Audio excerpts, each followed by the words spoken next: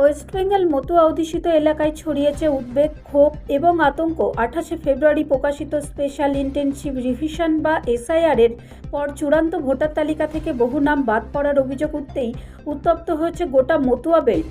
স্থানীয় বাসিন্দাদের দাবি, বহু বৈধ ভোটারের নাম হঠাৎ করে তালিকা থেকে মুছে দেওয়া হয়েছে।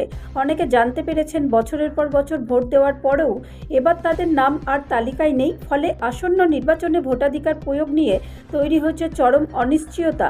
বনগাঁ, ঠাকুরনগর এবং পার্শ্ববর্তী এলাকায় বিক্ষোভ, পথ অবরোধ ও প্রতিবাদ মিছিলের ছবি সামনে এসেছে।